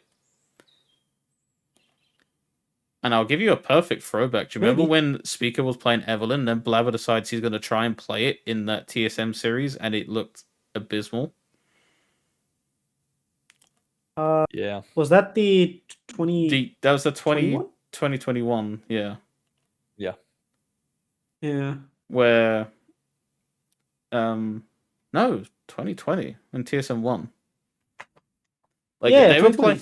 Yeah, they were playing like we just were defaulting to Ezreal Yuumi, even though the lower bracket finals, that shit was long gone. Or the semis, whatever. Yeah. Lower bracket. And to help prove your point, what champions was Doublelift playing when he won his last title? Caitlyn. He's playing Caitlyn, no? Dude, he was on Perma. He was on Ask Paul. This is the Broken Blade Bjergsen carry version. He was on Bjergsen on the Zillion, yeah. He was on perma Ashe duty that entire playoffs. He played one champion, pretty much one champion only, to get him there because he was limping over to the finish line. When they played Golden Guardians the first time and lost 3-0, like he was playing like Caitlyn and stuff then, and they got ran over. Yeah, no, he played Ashe Senna. Yeah, those were like because it was a huge problem. Like, everybody would pick Caitlyn against us and just crush us, essentially. And we had to bring in Biofrost back because, anyways. Yeah. Let's get into first. That bot lane was a hamstring barely hanging on to an ankle. Yeah. Dude, the things Bjergsen and Broken Blade had to do that year, man, it was incredible. And then all the credit went to Doublelift because he came back, and I was like, sure, buddy, sure. The guy who actually was like, Bjergsen, please carry me. We had that meme of him getting Mordekaiser ulted and Bjergsen just giving him the side eye, like, the hell are you doing there? Oh man, those were the days. All right, let's move on to first stand because we did spend enough time, hopefully satisfactory amount of Flaming Scene Iron that we didn't have last week. BLG and Genji are rewarded for being the first seed of China and Korea by having to play the second seed from the other region. Besides for entertainment factor, how is it that we have Lion versus Loud, and then we have Genji versus JDG? Like, how is balanced? Riot knew what C9 was going to do, so they had to send Lion to clean up the mess. Yep. Yep. Like, in terms of entertainment value, this is the best we could have gotten. But in terms of actual competitiveness, this is disgusting, man. It's so stupid. I cannot stand how we in low esports, for whatever reason, just refuse to accept that China and Korea are better than everybody else. Like, they just are. Okay? So you should put them in their own pools. Like, it should always be at the top, and then everybody else is beneath them. And like, don't protect the 1 seeds of North America, Europe, and beyond. If you want to, you can, again, use those AWS power rankings, get rid of the AWS portion of it, even though I know it's just a sponsorship deliverable. Get an actual committee, power rank everybody, and pull appropriately based on those power rankings. Like, that's what you do. Or you just give China and Korea the top 2. That way, what should have been Genji and BLG and BFX and who else am I missing? JDG? No. Yeah, JDG. JDG. They should be facing the other 4. If they all win their matchups, then they play that 1 versus 2 matchup from the other region. That's fine. But like that, you're supposed to have that warm-up game in a bracket. That's what the seeding is for. I mean, I agree with you. I also want to see us play against Eastern teams. Like, I don't think that's crazy. Like, in the upper bracket, we should be facing against these stronger teams and trying to beat them. I want to see us play against JDG. I want to see us play against, maybe not Genji, but I want to see us play against BFX. I want to see if we can actually challenge these teams. And then, sure, if we lose, then yes, we get to beat up against, whatever, if it's Loud or if it's G2 or whoever. Then we get to play in, like, the mud match, as you were calling earlier. But to start, we really shouldn't be rewarding JDG for coming from China with Gen G. Like, neither one of them are happy about this. And you automatically get 1 loss. All of a sudden, if you have a bad series the next day, if, for example, Lion have this incredible strategy, JDG is out, right? And it's like, it's unfair to those teams as well. If only we had a global power ranking so we could identify which teams are the best. We do. It's just, I think FlyQuest is like ranked, 19 in the world right now? No, they're like ranked 11. Aren't they still 11th? Yeah. 11 still? Oh my god. That's the problem with Riot. Yeah, they are. I would be updating this weekly or bi-weekly, and I would be you would do it CS style, where you can either equate it by you equate it by players or you equate it by performances, like team performance. Like in CS, they do it by players, so each player gets points, and if players drop out of that team, then that team will get lower based on the amount of points, or you bring in better players, and then your ranking goes up because of those things. And then you seed major tournaments like that. But The only thing I will say is this is firsthand, and in general, Riot takes a few years to really flush out a specific format. Few years. Like last year was even worse. Yes, Riot has always taken MSI. We've been dealing with pooling issues since Worlds existed. It's been 15. Dude, they have done a much better job at Worlds format. NA has been a #1 seed at Worlds the entire time in pool draw. No. In pool draws? We dropped down. We dropped down, yes. There was a couple years where we did drop down. Was Europe still up there?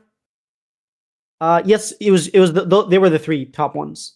And PCS, because we didn't win MSI. It was based on MSI. I am 99% and we didn't make it certain, even in those bad years, North America was still given a pool 1 seed because NA1 was there. Pool 1 has always been the first seed from China, Korea, Europe, and North America. No. It was based on MSI for a little bit. It was based on if you made it, the 4 teams that made it to semis in MSI, and we lost to PCS, and so PCS had a pool 1 seed, and our pool 1. Either way, the PCS #1 seed should not be up there. That's still the point. I agree. Yes, the pooling that's is the whole bad. fucking crux of this. Is it should just be, if we're being honest, it should be LCK1, LCK2, LCK3, LCK4. That should be your pool 1. But if you want to be fair, it's LCK1, LCK2, LCK3, and LPL1. That's your fair pool 1. No. It's LCK and LPL are relatively equal, unless it's T1 at Worlds. Then it doesn't work too much. But I do think that they definitely should have. It's complicated because they also want the Western regions to be represented. It is complicated of what they want, but it's not.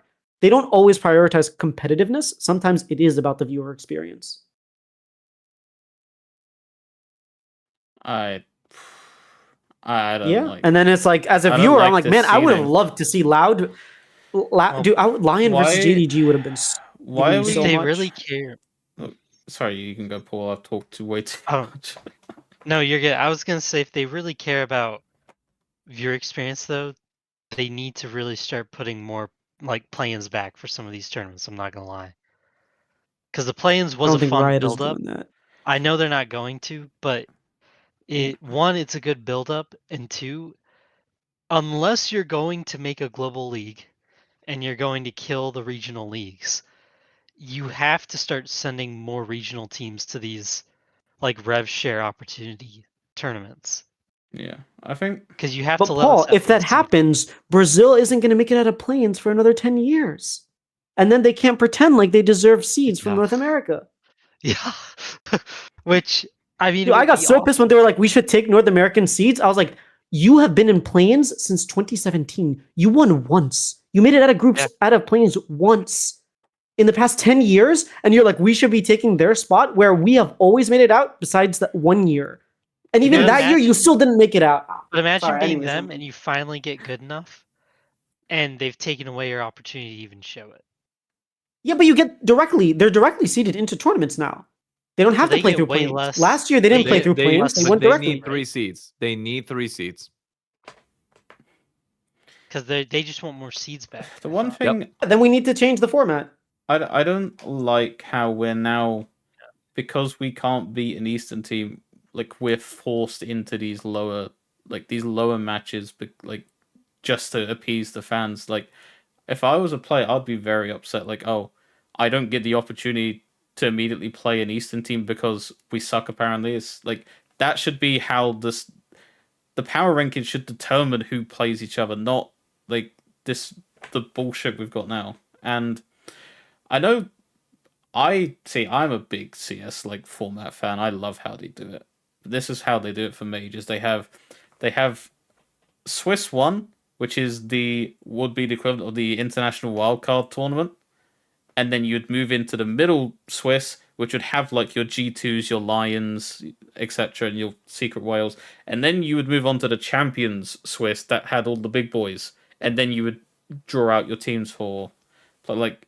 I would love that. Riot's never going to do that. We can barely manage 1 Swiss, let alone try to do 3 Swiss stages. But I think Riot also puts a lot of limitations on themselves that makes it harder to come up with good formats. So with First Stand, they are very adamant about keeping it at a week length. And so then it becomes like they added teams. They went from 5 to 8 because they heard the feedback that 5 wasn't good enough. So they moved it from 5 to 8. Now, how do you come up with a format that has 8 teams that runs in 7 days that gives us, like what some level of competitive parity? And it's like more complicated than I thought it would be, but at the same time, every single time there's like very glaring flaws that they don't see, or maybe they don't even consider flaws. I don't know. I feel like those little flaws are fairly self-imposed, if we're being honest. Yeah.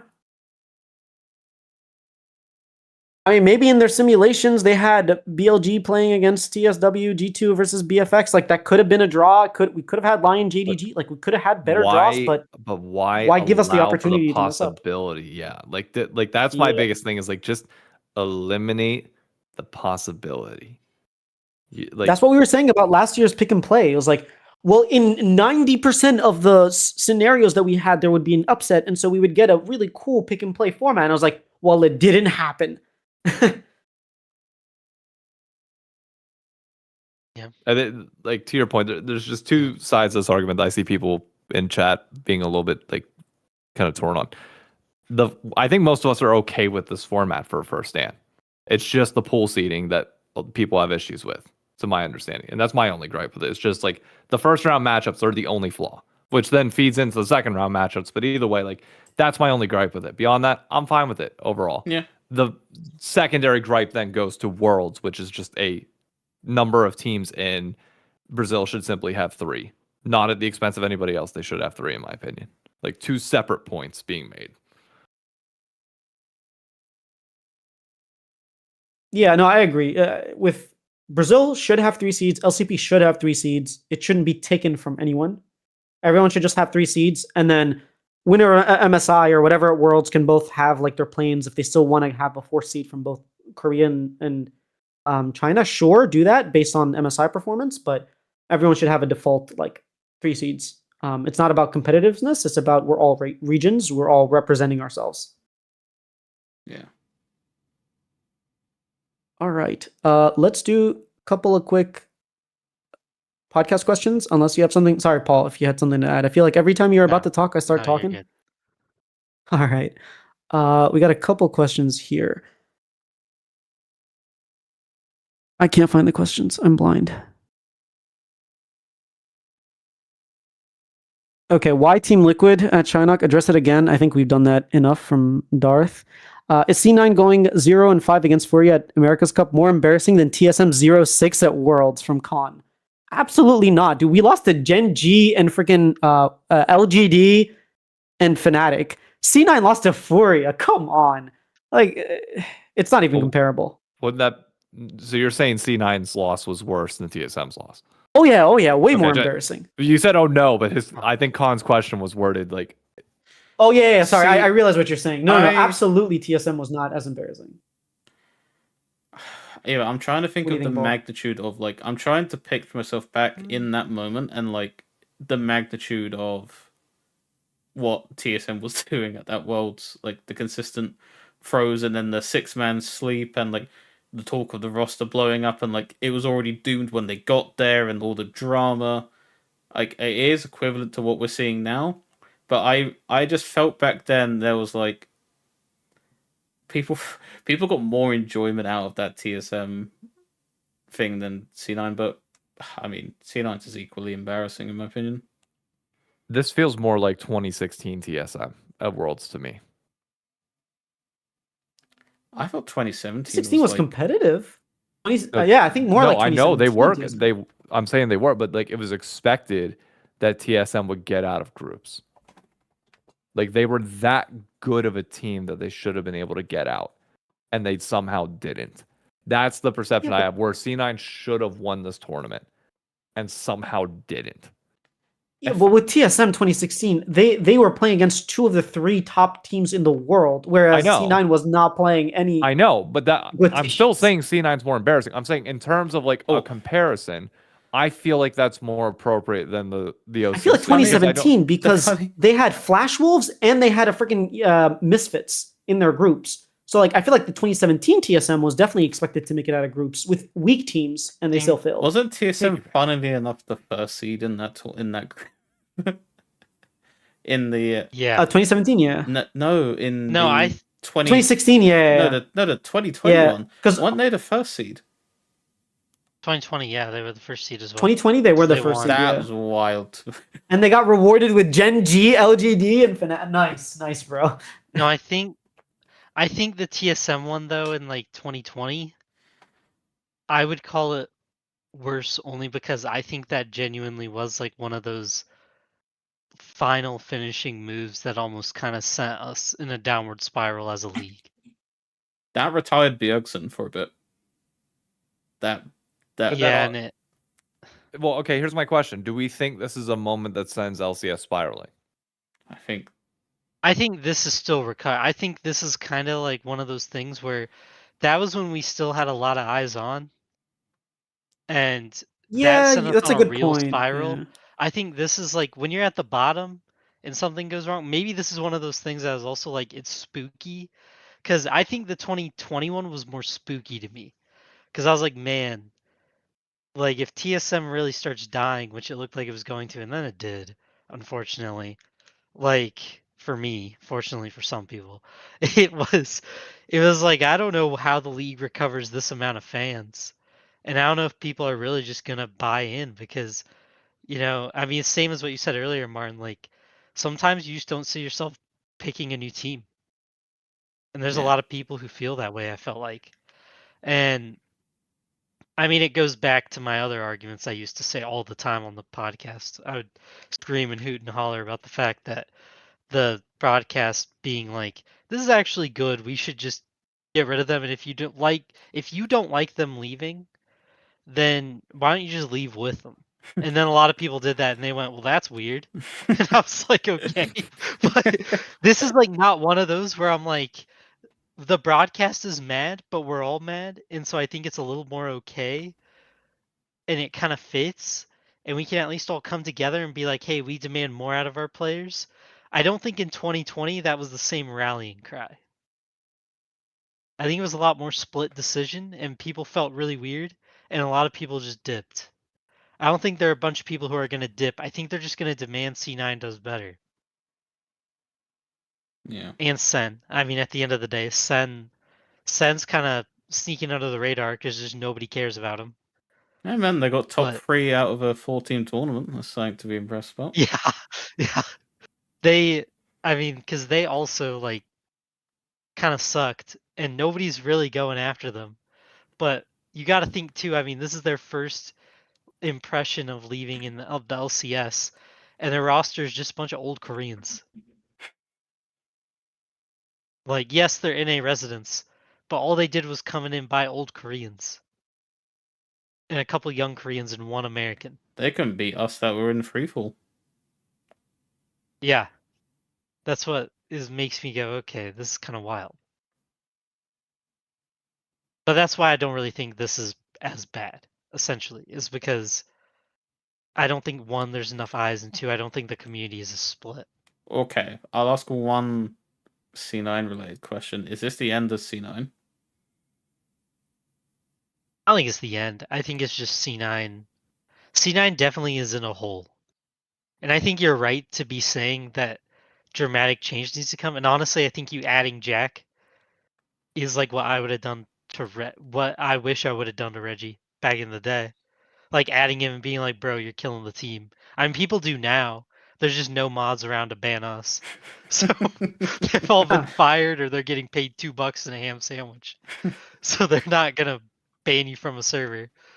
But I don't think it's the end of C9 necessarily, but I think C9 needs to consolidate and they need to regrow what they're actually good at.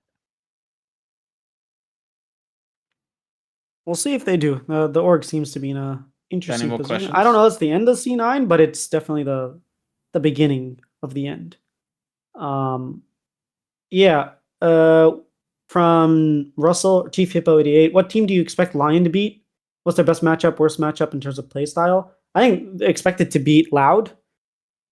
I expect them to beat BFX, maybe JDG, and TSW. Like I think those 4 teams, but those are on the other side of the bracket. So I would say Loud and JDG. I haven't watched LPL this year, so I can't tell you if JG's any good or not. Well, JDG are way better than Lion, but like I'm a North American fan, so what can I say? This might be like the most insane take, and I'll gladly accept my flame for it because we couldn't even beat Brazil in America's Cup. I think Lions go into finals of this tournament.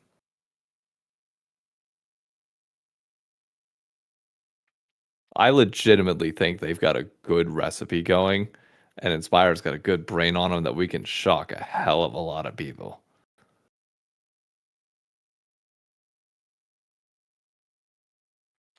Yeah. Sure. You're a bit of more of a North American fan than I am. Bad. He would have said no so badly. Problem. I mean, look, I'm doing the has- same thing. I'm saying they can beat JDG, they can beat BFX. Like at that point, I was gonna say basically, the you only can't teams they say no based on what you just said. You can't say no. So, but the other two can. As the European, should I play devil's advocate?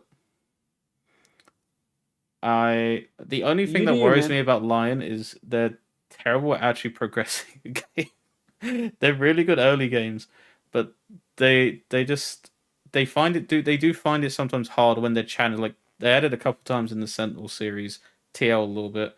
C9 not so much because they're dog shit, so we'll ignore that finals. But I think they're going to struggle to progress games on like these international teams. Maybe not Loud. I don't know about Loud. If you're telling me going against Fury, I'd say maybe this is a bit closer than expected. But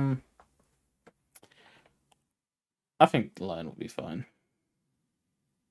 So where do you think they finish? Because none of us will talk. Well, I guess we will talk by the time group stage is done next week. But like, where first and foremost, do you think Lion escapes Group B?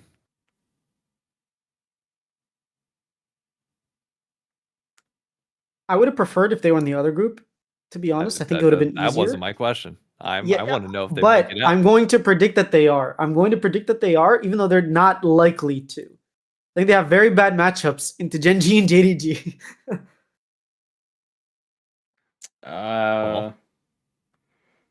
You go, Paul.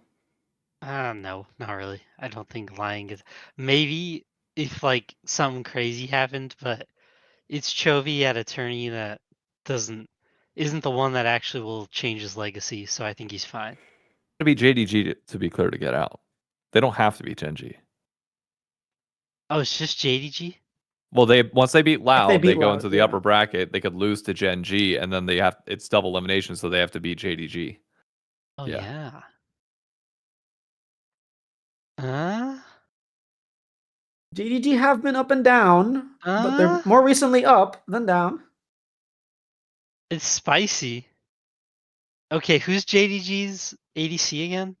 It's Gala, right? Gala? Yeah. No. Their coach is I'm Tabe. sorry. They have Jungle Honkyu. This is a Options? bit of a revenge match, actually. They have Honkyu and Junjia Yeah. from the LCP from PC. I mean, crazier things have happened. That is true. Is that a yes or a no? I'm looking at the roster. I'm kind of debating it. I mean, I need a hard answer. Honkyu, Junjia, Xiaoxu, Hollow Vampire. Ah. I'll go yes. Yeah. Got him. I'll take Let's a yes. go. All Let's go. right. Come I on. mean, it's gonna be hard, but I think Berserker can play on Gala's level. We've already seen I this. actually think it's more of a top We've top already seen jungle this. is where we have to get our leads. Gala kicked We have- Berserker's shit in. And Berserker was playing When with was 3 that? A sticks. couple years ago What's your or point? something? He's still playing with 3 sticks. We just haven't realized it yet. Saint ain't off my Yeah. fraud watch just yet, brother. Everyone's going to be back on the I mean, same it's- hate train by the end of first stand, I promise you. This is a hard one to really gauge because Lion has some things that are like so questionable that I need to see. Like genuinely need to see. Like Isles and Saint are such a big question mark. I just don't know. I think what needs to go right is Dokla needs to get an advantage against Xiaoshu. I don't think it's going to come in lane, but I think he's smarter playing around the map. Like Dokla is actually smarter. Like we saw, he's done this. This is what Dokla makes money doing, is figuring out how to play the map a lot better than these other like younger, mechanically better, talented top laners. So if he can somehow in that series make Xiaoshu uncomfortable, put him on matchups that he might not be uncomfortable, pull out the Vayne against the Scion or whatever he needs to do, if they can find an advantage top lane, I actually think they can win. Jungle, Junji is one of the best junglers in the world. Like, he is on inspired level. Like, there's not going to be a gap there. And yeah, I don't see getting advantage anywhere else. So it would have to be some top lane miracle. We pray to the Dokes god, big Dokes. What do you think's more likely? Lion getting out, or we get a video of Inspired calling them NPCs? Lion getting out. It's too early. It's Yeah. too early.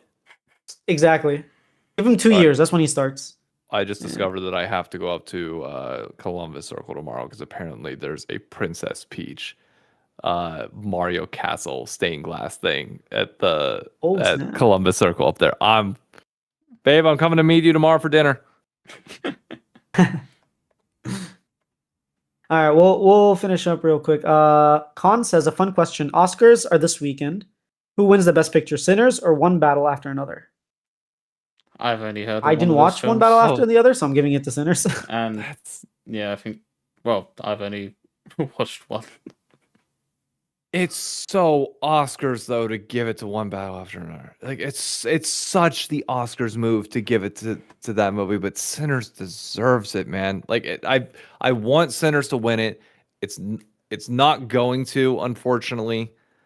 I think One Battle After Another gets it, and then on top of that, I did want to see Timothée Chalamet get Best Leading Actor. I think his comments about the opera and ballet, as Emily just said in the background, he sucks right now. I think that took him out of it, unless voting was done prior to those comments being made. Then I could see Timothée Chalamet getting it. Otherwise, I think he lost the race and the push. Paul, what do you think? I have no idea, man. Okay, okay. I ain't gonna sit here and lie to people. I have no idea about these two. All right, last question here from Daywin. What are realistic expectations for C9 and Team Liquid? Both have talent on paper to be title conductors, but have struggled to finish strong in an LCK lock-in. Make it Just to Worlds. make an That's your event. I don't expectation. give a Like that's shit your anymore. realistic. Just make an event, please. End Just my make an pain. event. Just make another event, please. Here's my prediction: one of the two will not make it to Worlds or MSI. Agreed. Like one of them will be missing each time. I don't know which, but one of them will. Which gets even spicier come Worlds because obviously 3 go, but one of them will miss. I think one of them will not make Worlds. If you had to bet, early bet, C9 or TL doesn't make Worlds, which team does? C9, come on. Like it's so obvious. Yeah. The safe bet is C9. I don't know. TL's kind of creeping up in that territory. Remind me what happened Yeah, to but- TL back in 2023 when they had a rough start to the year. How'd they finish? I don't Good know. they enough to finished make third. Worlds. It really is hard though. TL has, I mean, Core just looks so bad. Yeah. Like I think it's being kind of under the radar because the dude is a like legend of the league, but they are just really letting him run them into the ground at this point. I mean, he did re-sign for only 1 year, so it could be a case of like, do I really want to keep playing? And they I mean, have been that's a making jokes team- of him retiring.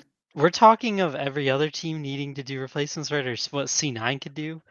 At this point, if TL just brought in Ayla, it would make sense to me. I wouldn't be surprised if it happens. Of course, like I don't got it no more like that. Wants to coach or something. Because like Vulcan, you can't actually get rid of Vulcan for Ayla, but I feel like you could replace Core for Ayla and see what you got. Because you need to see at this point, you have to know if Jan's actually losing it or if it's Core's fault. When I did talk to Quid, he had mentioned that Core is really, really smart about getting them advantages, but then when he has advantages, he just like just sees red and he just always wants to go in. And it was kind of up to Quid and Jan. They're the ones that are not talking so much, so now they're the ones that are trying to tell them like, hey, maybe we don't go for this play, maybe we just reset, and then we can't lose the game. So maybe he is losing his touch a little bit. But you have to remember, Anyway. like, also Spawn swears up and down Core is going to be the truth. And, like, so much so that they said Inspired isn't worth having here. How does that Like- worked out for them? Yeah. How has So that worked out for them? you got to think, like, even if Jan and Quid tell Core that he's costing them games, does Spawn have the, like, chutzpah to tell Core that he needs to listen? I really don't know. He is a world champion after all. It is. I think maybe he's North American enough that he would listen, but Bro, I mean, when that's a did he moot win point. that I world don't- champion? Was I in high school? It might have been then. were you in high school in 2019? Are you that young? Oh, it was 2019? No, that was 2017. Oh, sorry, 17. 17? Okay. I mean, still No, I was a year out of high school. a year out of high school, dude. Wait, you're a lot younger than me then. You're like 3 years. Whoa, hold up. I Oh wait, no, graduated you were a year 2016. out, so you're 2 years. Okay, okay. I graduated 2014. All right. No, that's... Bro, last time he won I mean, come on. Last time he won a world championship 2017. I was just starting my army career. I'm almost a decade in. We gotta chill. Like at some point, you gotta be. I mean, he did win a championship last year. Or like he has won other stuff, but yeah, world championship's been a while. No, yeah, the world. Yeah. And I get that, but they also, some of those championships is starting to look like Loki, the guy that they're throwing under the bus for the fall off of Umti. It might not have fully been his fault. I mean, okay, they blamed Impact. He outperformed them. They blamed APA. He outperformed them. Forget they didn't even blame Rainover. They got rid of him. He outperformed them too. I don't know who was the problem on that team. And the more I sit on TL, okay, Dave just became a fan of them, so this is bad. I wouldn't be doing this, But now that I'm thinking about it too, they've killed some careers, man.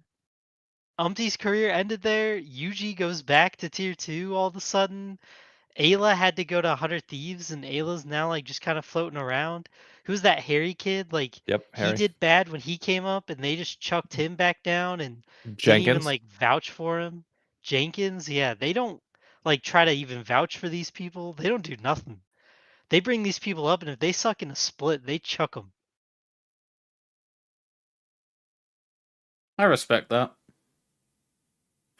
I know you're probably like, I wish we're doing the opposite. These people are running down on org and we're giving them 3-year contracts. Meanwhile, Team Liquid was like, oh, you actually played well. We're gonna bring in Faker or Bjergsen, so you're off the team. Oh my god. Oh, that was perfect. That was a perfect note to end this on. That was. Yeah, thank you so much again for the crossover podcast for joining us today, David, Team Liquid David, and for Paul, Shopify Paul, not Sentinels Paul. Thank you for joining us. It was a banger of an episode as usual, and we'll see you in the next one.